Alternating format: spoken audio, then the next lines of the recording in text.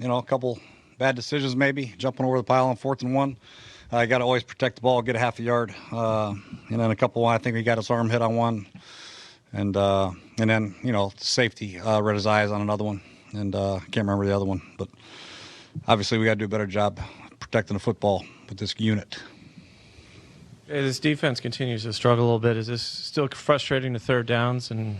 Well, we put them in a hole early. We gave them a 7-0 lead, threw a ball right to 7-0. And I think we had another turnover, gave them a short field. I think we gave them a short field 3 times in the first half. But still, sudden changes happen in pro football. We got to do a better job getting off. Being on the sidelines and defense, I felt like there was some effort there, some physicality this week. Still a couple of things coverage-wise there in the red zone we got to get cleaned up. Somebody not covering their guy, or we played in and out and somebody didn't play the in, somebody played the out, or 2 guys played the out, whatever they did. We got to get cleaned up. But effort-wise, tenacity, I felt a little bit better, but we got to be more productive.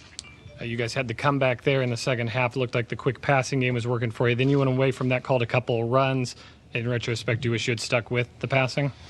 Well, we called the first run to Chris, and he got 9 yards. I had 2nd down and 1. I called the same play again. We have it's an RPO type thing, and I thought there was a big hole there. He could have got a yard, but he got stopped short somehow. And then on 3rd and 1, we called our short yardage play, and AP couldn't get a yard. And then we tried to sneak it on 4th and a foot and jumped over the pile and got slapped out of there. So. Jay, what'd you say to the team after this one? We got to stick together. That's all we can do. We're in this together. Nobody wants to be in this position we're in. This is a National Football League. Teams win and lose every week. We happen to lose our first 3. Played 3 very good football teams. We got a lot of guys on offense who have never played together before ever until these 3 games. So got some talent. We just got to coach them up better, play better, be more balanced, and protect the football.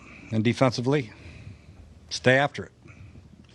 Khalil Mack was given the team fits, the offensive line. The pressures from the Bears seem to be giving the offense a lot of challenges. What kind of things can you change in game, or do you consider to kind of alleviate that? Is there any things you were seeing that you would try or could try? Yeah, not get down 21-0. That would help, and being 3rd down and longs, that would help as well.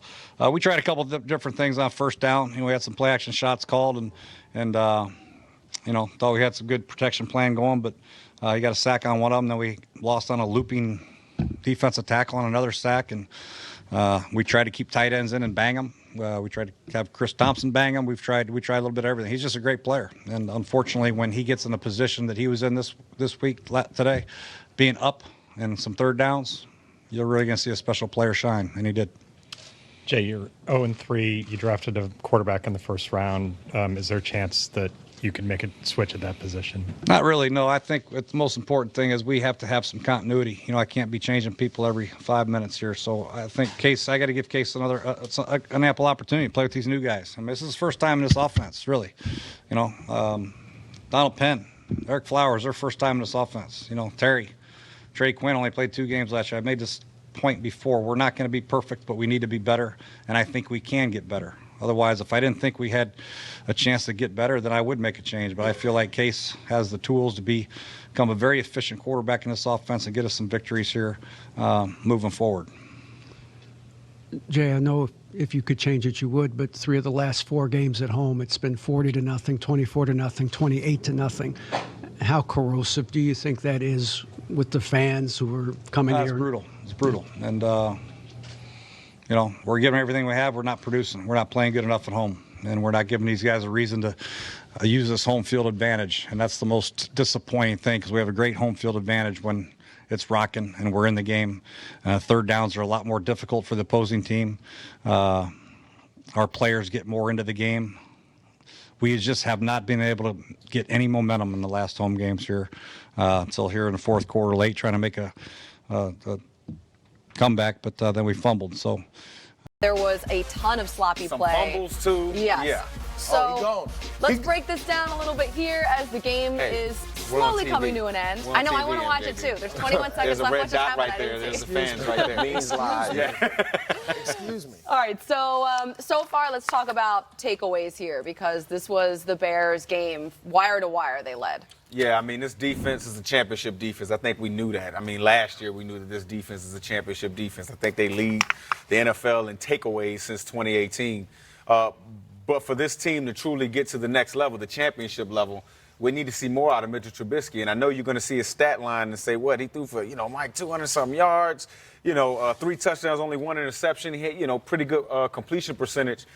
But those are all manufactured Matt Nagy plays. You see what I'm saying? And we now we need Mitchell Trubisky to take the next step. We need him to go from just going to where, the play is manufactured the ball to go to now, getting outside the pocket, doing other things, taking the next step. I just don't see it. And I thought I would have seen that at this juncture in his career. And a lot of the reason you want to see him be better is because the guys who were drafted after him are better. Yeah. Are better. They're able to process defense. They're able to do more with less. And when I say that, I don't mean less talent. I mean less as far as defensively. We know the Chicago Bears defense is going to be stout. So Mitchell Trubisky isn't going to have to do a whole lot, right? But if he can just manage the game a little bit more, Pat Mahomes had to win games single-handedly because that defense last year wasn't very good. Hopefully they're a little bit better this year. But I think that's a little bit, too, of the reason why we want Mitchell Trubisky to be a little bit better, because we know Matt Nagy is a better play caller than what he's been showing us. And we know also that this defense is going to give you opportunities. And if you can just protect the football and not look like a deer in the headlights, you got a chance for this Bears team to win a lot of football games. All right, well, the game, it just ended. Case Keenum did get